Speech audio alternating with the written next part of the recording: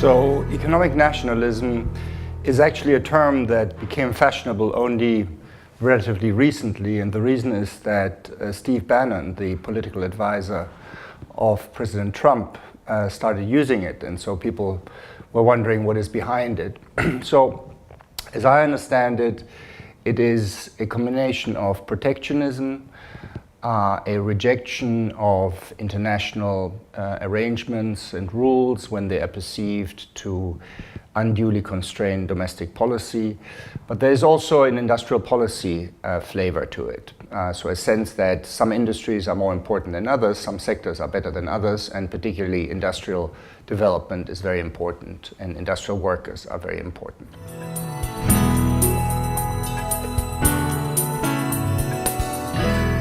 So the new phenomenon is not so much economic nationalism as I have defined it itself. So this has been around for a very, very long time, I would say at least since the 1920s.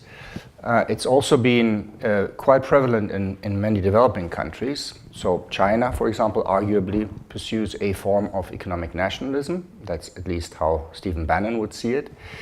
But the extraordinary thing is that this has become popular in advanced countries. And so it is not really the official policy of many advanced country governments, but there are several political movements who have taken this up. And so it is part of a broader phenomenon, which is a return to nationalism, a rejection of immigration, and a general sense that, you know, the internationally open world order of the Second World War, of the period that followed the Second World War, no longer really works for specific constituencies. So I would say this has been probably triggered by a combination of industrial workers not doing very well in many advanced countries, inequality going up, real earnings stagnating, but also perhaps a sense that the elites have failed to some extent with their more open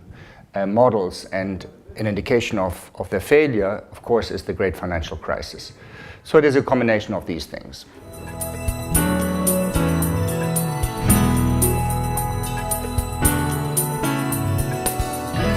So we are not really sure.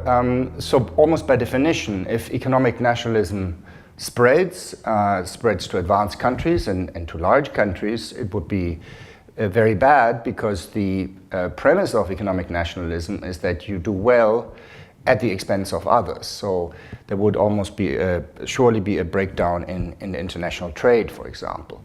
Now, it probably will not come that far, and you know, it is conceivable that some countries can adopt some elements of this, and they have, as developing countries, and run with it for a while.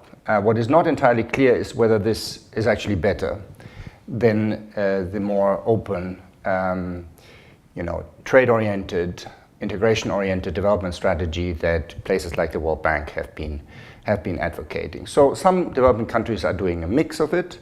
It is possible that we will see more of it. If advanced countries start doing this, it really would be a disaster, particularly for the developing countries.